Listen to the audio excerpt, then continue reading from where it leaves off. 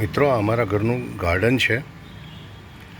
એમાં એક ફીલો એટલે ફ્લાવર્સ, વિવિધ પ્રકારના ફ્લાવર્સ છે જે કુદરતી રીતે અમે ઉછેર્યા છે, ખાતર નાખીને ખૂબ મહેનત કરી છે. અને આ ફ્લાવરો કે ઝાડ, પ્લાન્ટ્સ વિવિધ પ્રકારે જીવન જીવવામાં મદદ કરે છે. તમે પણ તમારા ઘરમાં આટલા સુંદર ફ્લાવરો ઉગાડી શકો છો.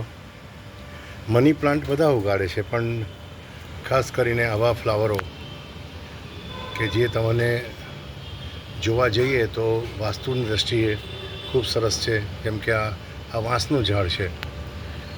વાંસ એમ કહેવાય છે કે જેમ જેમ તમે વાંસનું ઝાડ મોટું થતું જાય તેમ તેમ પૈસા આવે છે. એવી જ રીતે બીજા ઘણા પ્લાન્ટ્સ છે.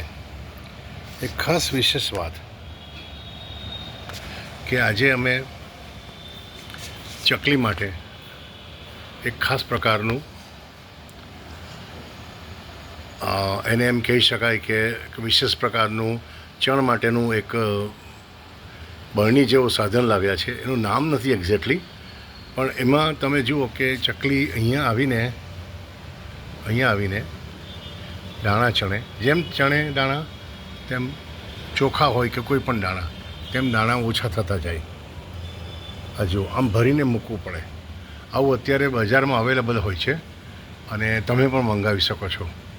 પણ ચકલી આ અહીંયા બેસે અને દાણા ચણે, અને જો દાણા નીચે પડે તો નીચેથી પણ દાણા ખાઈ શકે છે. એવું આ ટાઈપનું એક અજબ પ્રકારનું બરણી જેવું ચકલીને ચણવાનું સાધન કેટલાક વેપારીઓએ, પ્લાસ્ટિકના વેપારીઓ બનાવ્યું છે. અને આ તો તમને ખબર છે કે ચકલી માટે આવો એક માળા બનાવવામાં અત્યારે આજકાલ અવેલેબલ છે. આ બધી નાની નાની વસ્તુ, નાની નાની પ્રકૃતિઓ તમને જીવન જીવવા પ્રેરે છે અને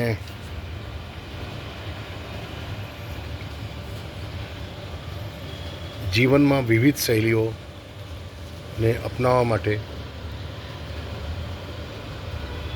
તમને આહ્વાન કરે છે.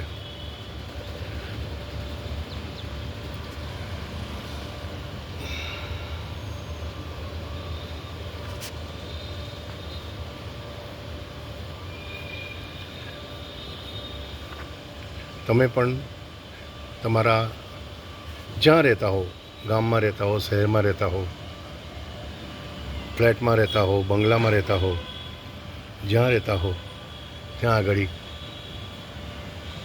નર્સરીમાં જઈને વિવિધ પ્રકારના પ્લાન્ટ્સ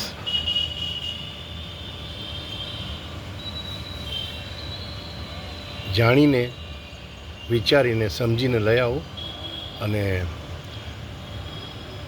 એનું કુંડામાં રોપણ કરો, જેથી તમે સરસ ફૂલો માણી શકો, જોઈ શકો.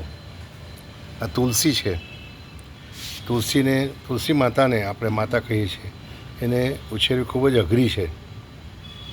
પણ જો તુલસી એક વખત તમારે ત્યાં ઉગી જાય તો વાસ્તુશાસ્ત્ર કહે છે કે તમારું કલ્યાણ થઈ જાય. આ ઉપરાંત આવા વિવિધ પ્રકારના ટોયઝ પણ તમે કુંડામાં મૂકી શકો છો. Okay, all the best to you.